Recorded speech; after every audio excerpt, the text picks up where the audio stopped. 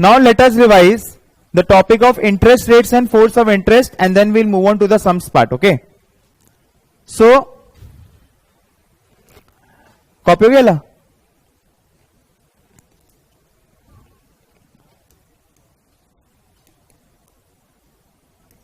So interest rates में हमने क्या देखा?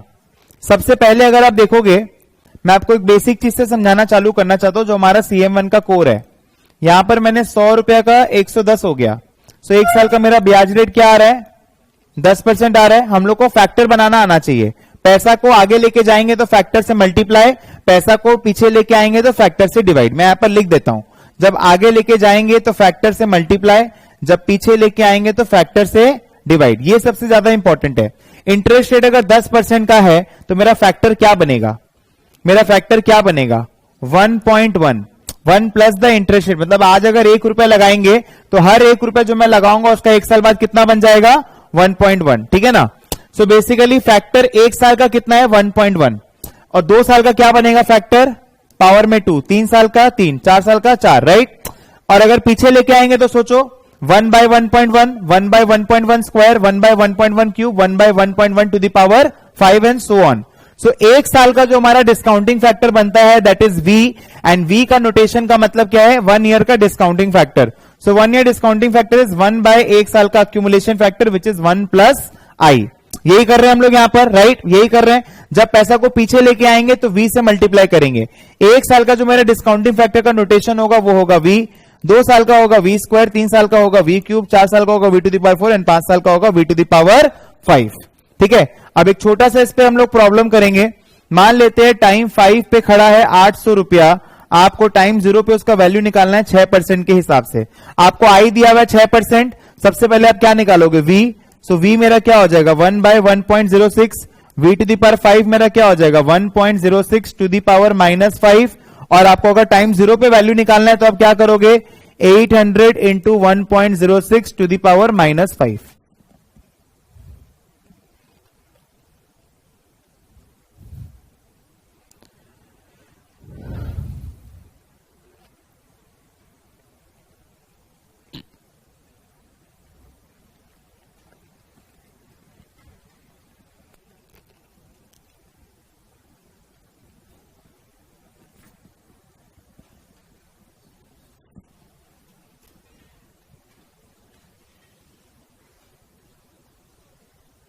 कैलकुलेटर जो हम लोग यूज करेंगे IFOA के एग्जाम्स में, it is 991 ES plus, Casio company का है। एंड जो हम लोग इंडियन इंस्टीट्यूट ऑफ एक्चुअरीज में यूज करेंगे दैट इज 82 ES प्लस।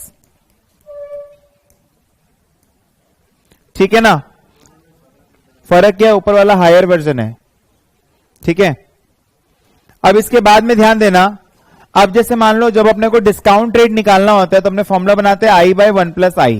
ठीक है, अगर देखिएगा V एक साल का डिस्काउंटिंग फैक्टर है, ये होता है 1 माइनस D। एक साल का डिस्काउंटिंग फैक्टर तो 1 माइनस D भी हो सकता है ना। एक साल का डिस्काउंटिंग फैक्टर है, अगर तुम देखेगा 1 माइनस ND हो चाहे 1 minus D to the power N हो, तुम दोनों में ही N के जगह में अगर 1 डालेगा तो तुमको वही आंसर मिलेगा। Is it okay? ठीक है, ओके, देख लो इसको। इसके बाद में हम लोग देखा था, जैसे मान लेते हैं अपने को ना 6 महीना 3 महीने का रेट्स निकालना है, राइट? सो हम लोग ने क्या देखा था? I क्या है मेरा? Annual effective rate of interest, right? So half yearly effective का रेट हमने क्या देखा था? I2/2। I2 मेरा नोटेशन हो गया डिवाइड बाई 2, बिकॉज ये हाफ ईयर का इफेक्टिव रेट है। Let's say suppose I2/2 is 10%, so half yearly effective I am getting 10%, annually approximately I will get what? 20%। इसको बोलते हैं हम लोग क्या? Nominal rate of interest, nominal rate of interest convertible half yearly. Nominal rate of interest convertible half yearly. Nominal मतलब क्या? जबरदस्ती annualise किया गया। इसको हम लोग इजीली कन्वर्ट कर सकते हैं इनटू इफेक्टिव रेट्स। कैसे? इसको सिंपली तुम डिवाइड बाय 2 करेगा तो तुमको क्या मिलेगा? 10% मिलेगा, which is half yearly effective. So एक हाफ ईयर का फैक्टर जब मेरे को बनाना होगा, मैं करूंगा 1 प्लस I2/2। घबराओ मत, I2/2 मेरा कितना है? 0.1 विच इज 1.1 मेरा एक हाफ ईयर का फैक्टर हो गया। एक साल का मेरा फैक्टर क्या बनेगा? 1.1 का स्क्वायर, बिकॉज एक साल में 2 आधा साल होता है, तो ये मेरा एक साल का फैक्टर बन गया। जब मैं माइनस करूंगा तो मेरे को क्या मिल जाएगा? एक साल का annual effective rate of interest. इसको निकालो, कितना आ रहा है? ये 0.2155 आ रहा है क्या? चेक करना। 0.21 आ रहा है, ठीक है। सो बेसिकली अभी मैंने क्या किया, हाफ ईयरली से मैं कौन से रेट में कन्वर्ट हो गया? ईयरली में, क्योंकि बैंक में हमेशा जो प्रोडक्ट्स फ्लोट होंगे जरूरी नहीं है कि वो एक साल के ही हो, वो 2 साल 3 साल आधा साल, एक दिन 2 दिन, कितने दिन के भी हो सकते हैं। तो इसीलिए इसको टैकल करने के लिए एक था तुम्हारा most general form. Most general form जहां पर हमने यूज किया था कि एक साल में P टाइम्स कंपाउंडिंग होगा। कितना टाइम्स कंपाउंडिंग होगा एक साल में?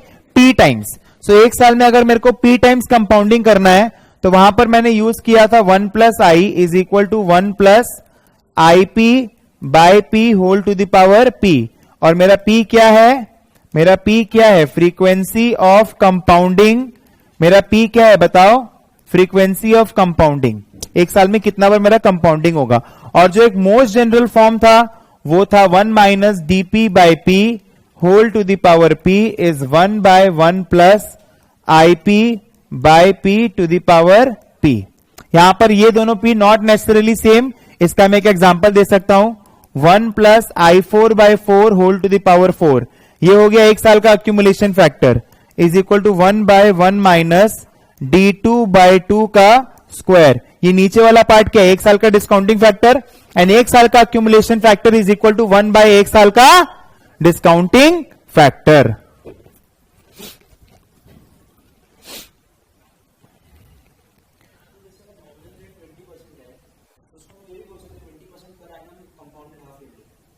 तुमको तो वो बताना होगा ना कि नॉमिनल रेट कौन सा है, कौन सा कन्वर्टेबल नॉमिनल है।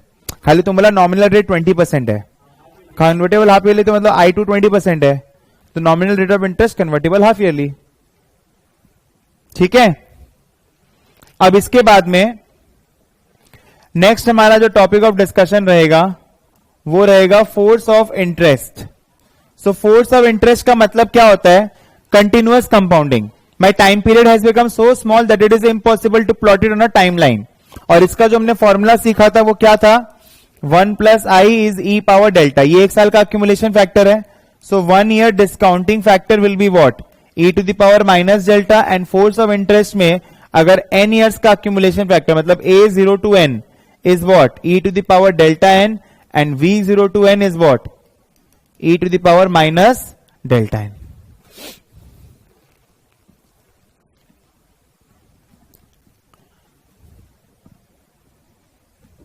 ठीक है। और बाकी इसमें कुछ भी नहीं है।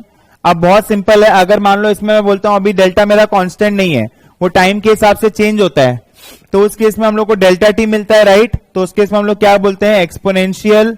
अगर मान लो मेरे को आगे लेके जाना हो, जैसे मान लो ये मेरा टाइमलाइन है ए से बी, है ना? ए से बी। सो हम लोग क्या करते हैं बताओ? अगर मान लो आगे लेके जाना है तो क्या करेंगे? हाँ वो तो ठीक है। हम लोग को मान लो टाइम ए से टाइम बी पे लेके जाना है तो क्या करते हैं? ए से बी डेल्टा टी dt, है ना? और अगर डिस्काउंट करना होगा तो क्या करेंगे? यहां पर एक माइनस डाल देंगे। ठीक है। Okay, so this was force of interest and now we will practice some problems.